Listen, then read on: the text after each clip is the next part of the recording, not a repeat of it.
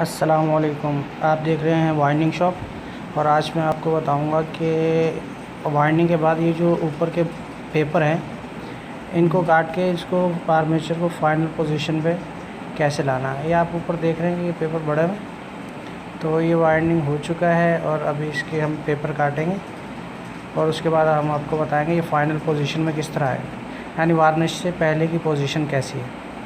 ये देखिए मैंने पेपर काट लिए।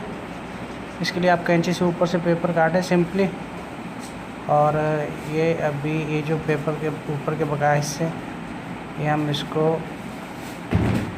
फोल्ड करके पेपर को मैं आपको दिखाता हूँ। अभी ये देखें ये पेपर लिया हमने, इसको सेंटर से ये फोल्ड किया हल्का सा, मतलब ज़्यादा दबाना नहीं है, और ये जो कटे हुए पेपरों के दोनों सिरे हैं उनको आपस में मिलाया और हाँ ये देखें ये, और ये ऊपर से हमने पेपर डाल दिया इसके।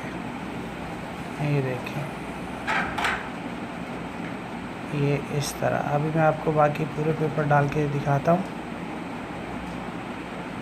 देख लिया आपने, एक डाला भी मैंने, अभी मैं बाकी सारे पेपर डाल के आपको दिखाता हूँ एक फाइनल पोजीशन में किस तरह आता है।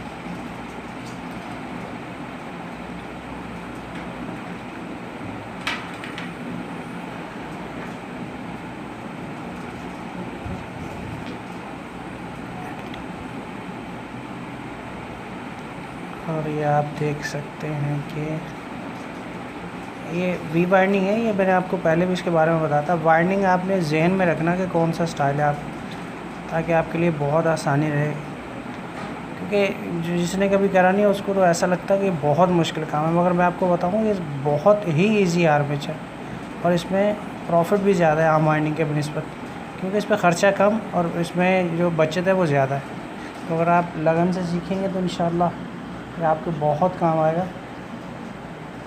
अभी आप ये देखें कि पेपर डल गए मेरे सारे,